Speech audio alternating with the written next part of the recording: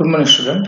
We are going to discuss a part 3 of anatomy of the cerebellum, morphological subdivision. Previously, we have discussed anatomical subdivision and the internal structure of the cerebellum. Now, we are going to discuss the morphological subdivision.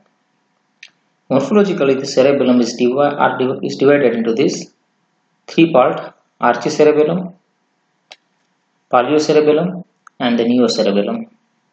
The first part, archicerebellum, also called the vestibular part, and it is formed by the flocculonodular lobe and the associate vestigial nuclei, which lying on the surface in front of the posterolateral fissure.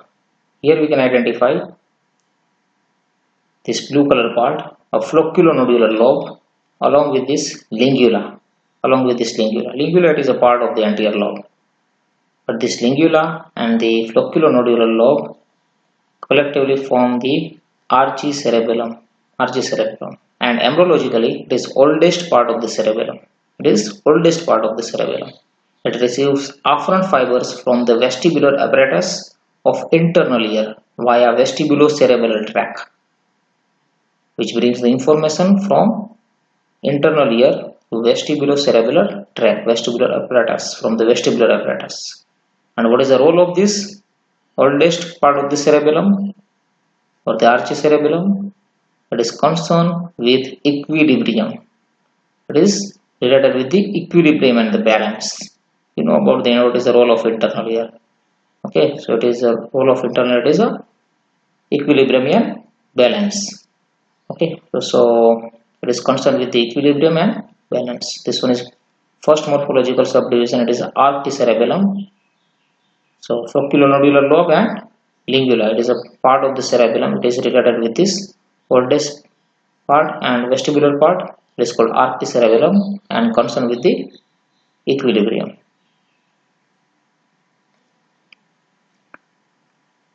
This one is the connection. It is a connection with the vestibular and reticular nuclei of the brainstem through the inferior cerebellar peduncle. Here we can identify the cerebral hemisphere. This one is midbrain, and this one is cerebellar hemisphere and the medulla oblongata. This lower part, the spinal cord. So afferent from the vestibular fibers from the vestibular nerve. This one is vestibular nerve, which bring the information from internal ear, pass through to this vestibular nuclei in the pons and medulla, and then to the ipsilateral flocculonodular part of the cerebellar cortex. Flocculonodular part of the cerebellar cortex of this cerebellar hemisphere. Okay. So archicerebellum, which brings the sensory information from internal ear through the vestibular nerve, which relay into the vestibular nuclei, which is situated at the pons and medulla, and from this vestibular nuclei to this flocculonodular lobe to the cerebellar hemisphere, and afferent from this cortex. Okay, afferent from this cortex, particularly we have already discussed the efferent fibers, Purkinje cell fibers from Purkinje cell layer, second layer of the cerebral cortex, project to the vestigial nuclei. This one is vestigial nuclei. So this red color fiber from the cerebral cortex to the deep cerebellar nucleus. It is vestigial nucleus. This one is vestigial nucleus, which project to the vestibular nuclei and reticular nuclei, and from it vestibulospinal fibers and reticulospinal fibers. Okay. So this form the complete circuit. First bring the information from vestibular nerve to the vestibular nuclei, then this afferent fiber lay into this cerebral cortex at the flocculonodular lobe, because flocculonodular lobe concerned with the equilibrium and balance, and it is related with the archicerebellum. And from this fibers, afferent fibers, axon of this Purkinje cell neurons from flocculonodular lobe to the vestigial nucleus, and from the vestigial nucleus to the reticular formation and to the vestibular nuclei, and from this vestibular nuclei vestibulospinal fibers and reticulospinal fibers. These are the upper motor neuron fibers which act on the lower motor neuron, and this lower motor neuron which supply the extensor group of the muscle, particularly extensor group of the muscles of the related to the posture, muscles of the trunk and the shoulder region and the hip region. Okay, so which are useful for the posture and balance. One of the function of the cerebellum, posture and balance, through the vestibulospinal and reticulospinal tract. Also, this vestibular fiber, the ascending fiber, connected with this third, fourth, and sixth cranial nerve through the medial longitudinal fasciculus. We have already discussed in the lecture of this cranial nerve, and this medial longitudinal fasciculus are useful for this coordination of the movement of eye along with this movement of the neck.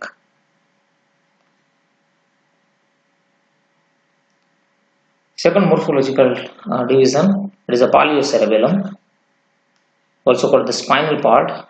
It is formed by the midline of the vermis, the surrounding paravermis, and the globose and emboliform nucleus. So, which part of the cerebellum which is included in the paliocerebellum? The screen part. Okay, whole anterior lobe, except lingula. Lingula, it is concerned with the archicerebellum. So, whole anterior lobe except lingula, along with this pyramid and uvula. Pyramid and uvula, it is a vermis part of the posterior lobe of the cerebellum. Clear? So, this green color part, the anterior lobe except lingula plus pyramid and uvula are related with this paliocerebellum. It sends the efferent to the red nucleus of the midbrain and concerned with the muscle tone and posture. It is related with this muscle tone and posture, related with this paravermal region. So particularly the limb muscles act on this limb muscle. Connection. The afferent spinal fibers consist of dorsal and ventral spinocerebellar tract from the muscle, joint, and the cutaneous receptor to enter the cortex of the ipsilateral vermis and paravermis via inferior and superior cerebellar peduncle. So in this diagram we can identify this one is ventral and this one is dorsal spinocerebellar tract, and this one is ventral spinocerebellar tract, which brings the proprioceptive information from lower limb, and also the craniocerebellar tract, which brings the information from this upper limb, and the rostral spinocerebellar tract also receives the information from upper limb. So ultimately it brings the proprioceptive sensory information from the limb up to the cerebellum through this tract, and which relay into this cortical grammatar through the mossy fibers.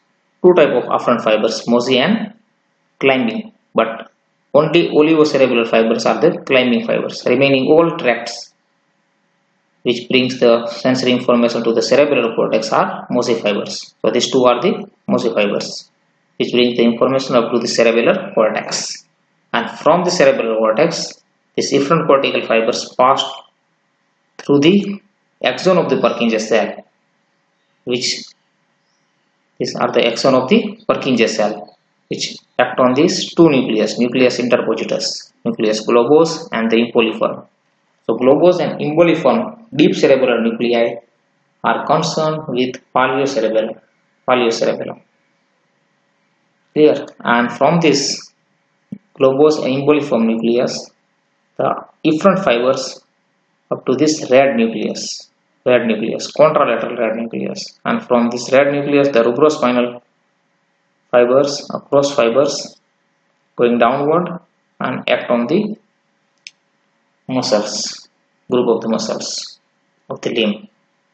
So this forms this complete circuit of the paliocerebellum, which brings the information of the muscles of the limb through this ventral and dorsal spinocerebellar tract and relay into this cortical gray matter, and from this the axon of the Purkinje cell, from the which part of paliocerebellum. Okay, and the paliocerebellum is nothing but the anterior lobe except lingula. plus pyramid and uvula. This part of the cerebral cortex, which the axon of this Purkinje cell, which form the efferent fibers and connected with this or relay on the multipolar neuron content of the two nucleus, globus and emboliformis, and from these fibers, multipolar neuron, which gives the efferent fibers up to this red nucleus, and from red nucleus to the going downward as a rubrospinal tract.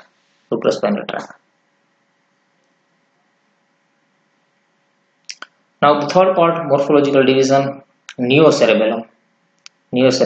So previously we have seen the archicerebellum, lingula plus flocculonodular lobe, and paleocerebellum, anterior lobe except lingula plus pyramid and uvula. Now the remaining is yellow part, the whole posterior lobe except pyramid and uvula. Whole posterior lobe except pyramid and uvula, which develop last and which form the neocerebellum, and the dentate nuclei, the deep intracerebellar nuclei, the dentate nuclei is a concern with the neocerebellum. So it receives the afferent impulses from the cerebral cortex plus pons via the cerebellopontocerebellar pathway, and it sends the efferent to the ventrolateral nucleus of thalamus, and this circuit, which is related with the neocerebellum, concerned with coordination of the movement, coordination of the muscles. Okay, see in this diagram, this one is the cerebral cortex. So the information from the cerebral cortex, these green fibers up to this pontine nuclei, so this is called cerebropontine fibers, and from the pontine nuclei up to the cerebellum, it is called pontocerebellar fibers, and collectively called this corticopontocerebellar fibers. These are the afferent fibers. Which gives the information about the planning or programming of the movement which will be done, and this information up to the cerebellum. So cerebellum ultimately know what is the position of the different part of the body. So cerebral cortex gives the information to the corticopontocerebellar fibers, and from the cerebral cortex, a part of the neocerebellum, a posterior lobe except pyramid and uvula, the axon of the Purkinje cells, from the cerebral cortex, efferent fibers which rely on the dentate nucleus, and from the dentate nucleus up to this red nucleus, this efferent fibers, and also from up to this ventrolateral nucleus of thalamus, and from this up to this motor cortex. So it forms this complete circuit. Okay, cerebral cortex gives information what the intent and movement will be done, and cerebral hemisphere gives the information what about the position of this limb to this cerebral cortex, and also up from the cerebral cortex perform a particular movement to this pyramidal tract. It is called corticospinal fibers.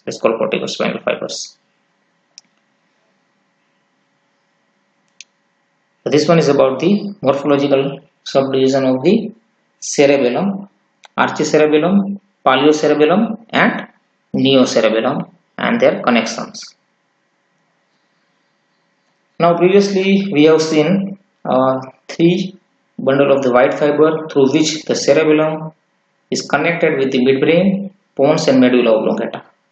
It's called the superior cerebellar peduncle. This bundle is called middle cerebellar peduncle, which connect with the pons, and inferior cerebellar peduncle connected with this medulla oblongata. So which type of the fibers and which track which included in the different peduncle? First one is superior cerebellar peduncle. Fiber entering the cerebellum. So afferent fibers through the superior cerebellar peduncle, ventral spinocerebellar tract. ventral spinocerebellar tract, tectospinal tract, tectum from the midbrain, rubrocerebellar tract, from the red nucleus, rubrocerebellar tract, trigeminocerebellar tract, hypothalamocerebellar tract, and cerebellocerebellar tract. So different part of the brain up to the cerebellar cortex. And the fiber leaving the cerebellum through the superior cerebellar peduncles are cerebellum up to the red nucleus, it is called cerebellorubral fibers, up to the thalamus, cerebral cortex up to the thalamus, it is called cerebellothalamic fibers, and cerebelloreticular fibers up to the reticular nuclei, and cerebellonuclear fibers up to the different brainstem nuclei, and some fibers to the hypothalamus and thalamus. So these are the different tract and the fibers which entering and leaving the cerebellum through the superior cerebellar peduncle. Superior cerebellar peduncle. Whole tract will be discussed in detail in separate lecture. Middle cerebellar peduncle, which contain only pontocerebellar fibers from pontine nuclei to the cerebellum cortex. Okay, cerebellar cortex. It is called pontocerebellar fibers. It is middle cerebellar peduncle. Then the inferior cerebellar peduncles. The fiber entering the cerebellum through the inferior cerebellar peduncles are posterior spinocerebellar tract, cuneo-cerebellar tract, olivocerebellar tract, reticulocerebellar tract, vestibulocerebellar tract, anterior external auricular fiber, and parolivocerebellar tract. In this diagram, this one is posterior spinocerebellar tract. This one is inferior cerebellar peduncle. Okay, posterior spinocerebellar tract. This accessory cuneate nucleus, so it is cuneo-cerebellar tract. This one is cuneo-cerebellar tract, also called posterior external arcuate fiber. Posterior external arcuate fiber. Okay. From the vestibular nucleus, it is called vestibulocerebellar tract. Vestibulocerebellar tract. And from the arcuate nucleus, this anterior external arcuate fibers. Anterior external arcuate fibers. And here is the parolivary nucleus, so it is called parolivocerebellar tract. Parolivocerebellar tract. Fiber leaving the cerebellum through the inferior cerebellar peduncle from the cerebellum to the olivary nucleus. This one is olivary nucleus. Okay, this olivocerebellar tract. Climbing fibers. So from the cerebellum to the inferior olivary nucleus, it is called cerebello-olivary fibers. From cerebellum to the vestibular nucleus, it is called cerebello-vestibular fibers. And from the cerebellum to the spinal cord, it is called cerebellospinal, and cerebello to the reticular fibers. So it is called cerebello-reticular fibers. So three types of this fiber we can identify. The inferior cerebellar peduncle, which leaving the cerebellum, the cerebello-olivary, cerebello-olivary, cerebellovestibular, and cerebellospinal and cerebelloreticular fibers. So these are the different tract, afferent and efferent pathway of inferior cerebellar peduncle. Now next is functions of the cerebellum. What is the role of the cerebellum? With the help of this whole connection and the circuit of the cerebellum in incoming and outgoing fiber, afferent and efferent fibers, which maintenance of equilibrium, balance, posture, and the eye movement. We have already discussed the maintenance of equilibrium to the archicerebellum, information from this vestibular nerve to the cerebellar cortex, and then from this oculonodular lobe to this vestigious nuclei, and to this reticular and the vestibular part. So vestibulospinal, reticulospinal, and eye movement with the help of the medial longitudinal fasciculus. This circuit are useful for the maintenance of equilibrium. Then coordination of the movement, which function of the neocerebellum, coordination of the muscles and coordination of the movement. Then walking and posture maintenance, adjustment of the muscle tone, motor learning, motor skills, skillful movement is a function of the neocerebellum, function of the neocerebellum. and posture it is a function of paleo-cerebellum. So mainly these are the function of cerebellum: equilibrium, balance, posture, and motor skill. Okay, so skillful and the coordination of the movement, these are the main function of the cerebellum. The next is applied anatomy. Depending on the which part of the cerebellum is affected, divided into the three: neocerebellar syndrome, when the posterior lobe is affected, except pyramidal and uvula; the neocerebellum syndrome. Different symptoms we can identify: synergia, means the loss of muscular coordination; ataxia, incoordination of the muscle of the trunk, pectoral and the pelvic girdle, and due to that tendency to fall on the side of the lesion. So there will be incoordination of the muscles of the trunk if the neocerebellum is affected, because main function of the neocerebellum is coordination of the muscles and the movement. Decomposition of the movement. Act is produced by the series of coordinated movement.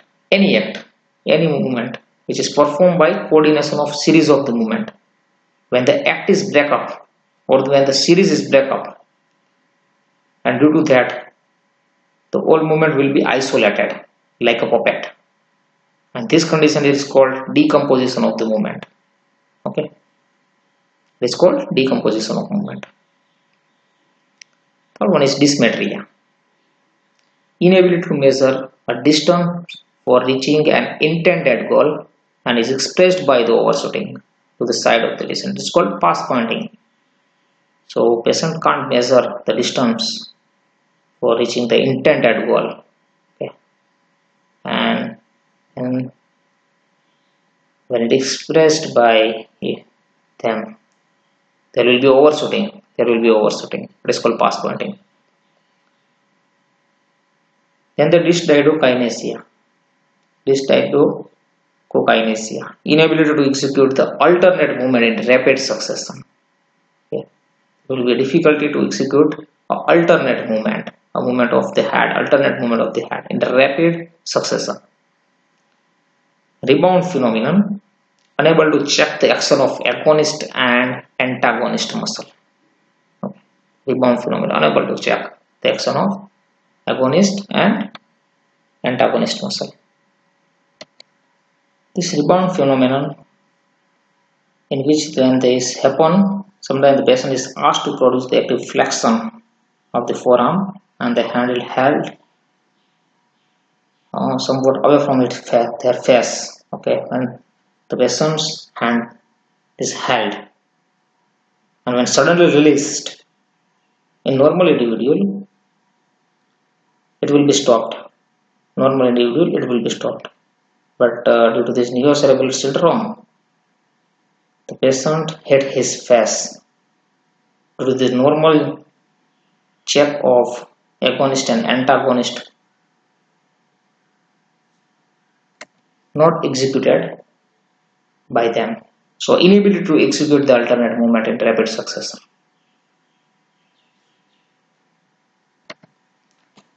Next is this arthria and the scanning speech. Incoordination of muscle concerned with the speech. Speech is slurred, prolonged, and explosive.